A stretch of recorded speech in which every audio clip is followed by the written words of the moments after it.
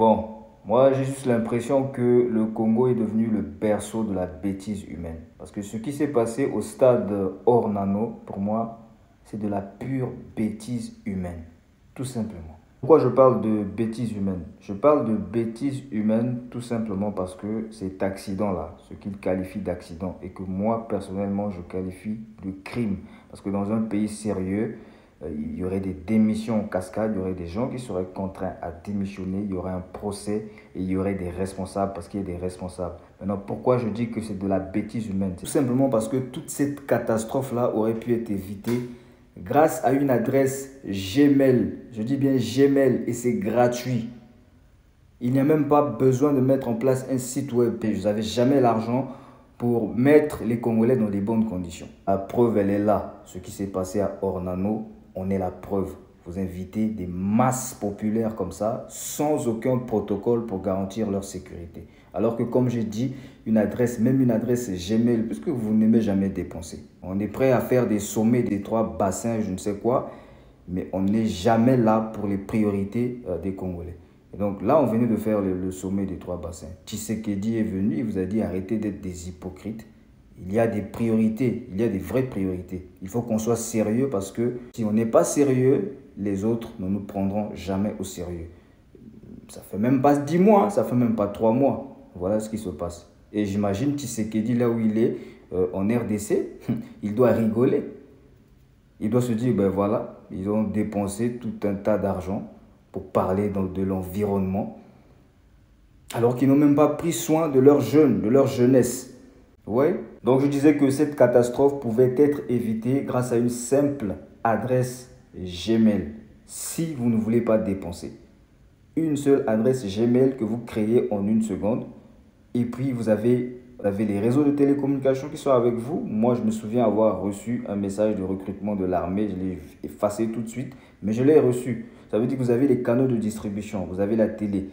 Vous créez une adresse Gmail, vous faites une phrase pour dire aux volontaires de vous soumettre tel ou tel autre document à l'adresse Gmail. Voilà. Et vous publiez ce message dans tout le pays. Les concernés vont vous envoyer des documents. Donc, s'ils sont 1500, vous allez recevoir certainement 1500 emails et vous allez avoir une organisation interne dans votre ministère là. Je ne sais pas si c'est le ministère de la Défense, peu importe. Vous allez avoir une organisation interne. Vous allez charger une équipe peut-être de 30 personnes si vous voulez aller vite. Si vous voulez aller lentement comme d'habitude, vous allez dire à une seule personne de faire ça, mais il va prendre 2 mois. Et dans ce cas, vous allez communiquer en amont pour dire que quand vous envoyez vos dossiers, ben, on vous reviendra 2 mois après pour ceux qui seront sélectionnés. Donc, une fois la sélection faite, selon les critères que vous aurez définis, vous répondez aux personnes que vous avez choisies. S'ils sont 500, vous envoyez un mail aux 500 ou vous chargez à des personnes de votre administration de les appeler, peut-être pour des informations complémentaires ou pour leur donner la suite, comment ça va se passer. Et après, vous commencez des entretiens avec ces personnes. Mais là encore, il n'est pas question d'inviter 500 personnes dans un stade, ce n'est même pas intelligent. Donc, ce que vous pouvez faire, de toutes les façons, vous invitez les gens comme si vous aimez travailler. On sait ce qui se passe dans les administrations. C'est bourré de paresseux. C'est des gens qui ouvrent les bureaux à 10 h et dès midi, ils sont fatigués. Ils vont vous dire non, revenez demain.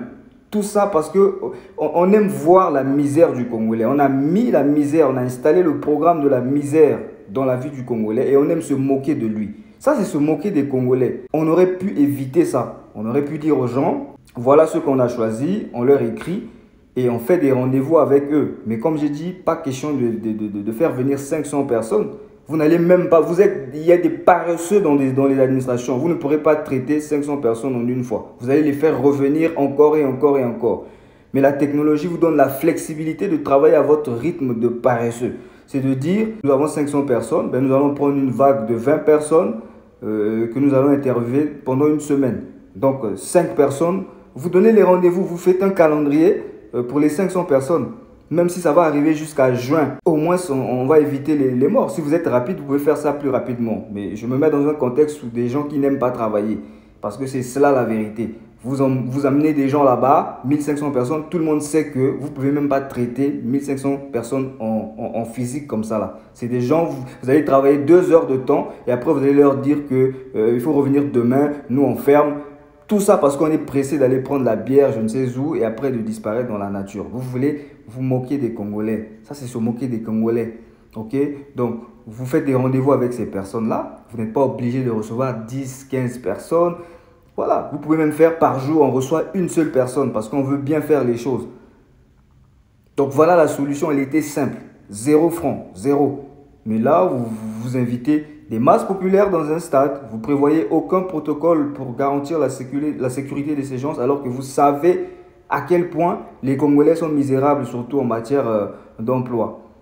Et après, vous venez faire des discours à la télé pour dire que vous allez peut-être, j'ai entendu, j'ai pas suivi ce discours-là, mais j'ai entendu quelqu'un dire que le gouvernement va soi-disant payer, alors que vous aurez pu mettre en place un protocole. Cet argent-là, vous aurez pu penser à une stratégie, à un protocole pour accueillir ces gens-là. J'ai même entendu qu'on chicote des gens qui viennent chercher un job.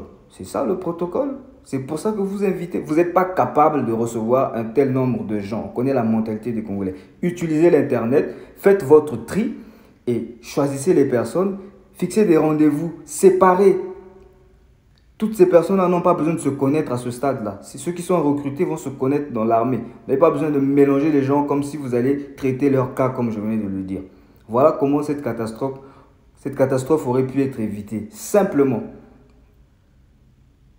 Donc pour moi, vous voulez modifier le climat que vous ne maîtrisez même pas. Alors que l'être humain, qui est l'acteur, et vous savez tout ce que l'être humain veut. Le Congolais, il veut travailler, il veut gagner de l'argent, il veut s'occuper de lui. Ça, c'est facile à faire. Vous avez de l'argent pour le faire. Vous ne voulez même pas faire ça. Vous voulez vous occuper du climat que vous ne maîtrisez même pas. Donc, Tshisekedi a raison. Je conclue pour dire que le discours de Tshisekedi s'applique sur la catastrophe d'Ornano. Je renvoie toutes les personnes qui n'ont pas suivi le discours de Tshisekedi d'aller le suivre. Il a tout dit, il a raison. Voilà. On est dans la bêtise humaine. Ces morts-là n'avaient pas droit d'être. Cette catastrophe n'avait pas lieu d'être. C'est de la pure bêtise humaine. Les Congolais qui sont morts par pure faute des Congolais. C'est des Congolais qui sont morts par la bêtise humaine des Congolais eux-mêmes. Donc, paix à toutes les familles endeuillées, à tout le Congo, parce que de toutes les façons, c'est tout le Congo qui est endeuillé. Mais c'est de la bêtise, quoi. Il faut combien de catastrophes comme ça pour qu'on tire les leçons une bonne fois pour toutes.